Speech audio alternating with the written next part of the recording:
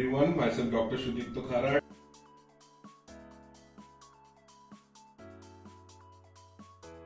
তো আমাদের কাছে চৌধুরী বাবু এসেছেন, ওনার একটা শোল্ডার পেইন, তাই তো? শোল্ডার পেইন 6 মাসের রয়েছে আর স্টিফনেস, উনি হাত তুলতে পারেন না।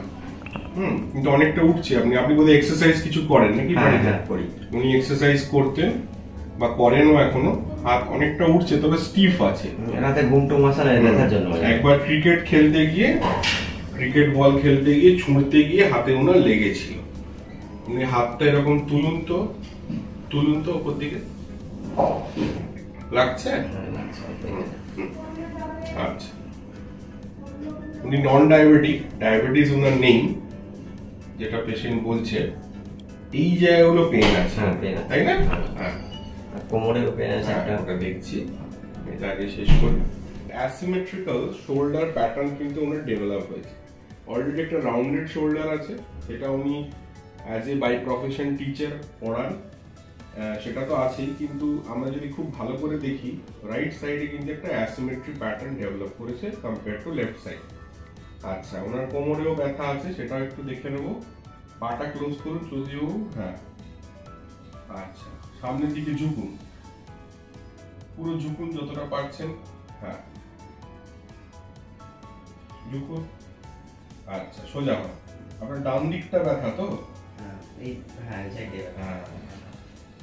বোঝা যাচ্ছে ডান দিকটা। না, পা ওরকমই থাক। ব্যথা কোন দিকে? লেফট ডিভিয়েশনে ওনার রাইট সাইডে পেইন হচ্ছে। The problem is in the right side. আপনি একদম রিল্যাক্স। ওনার কিন্তু টিএ টেন্ডনে আপনার এই জায়গাগুলো ব্যথা হয়।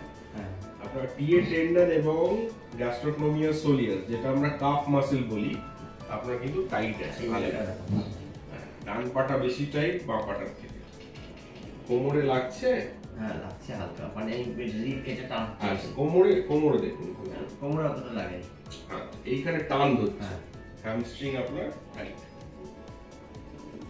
এটা কোমরে লাগছে? খুব? হ্যাঁ, লাগছে কোমরে।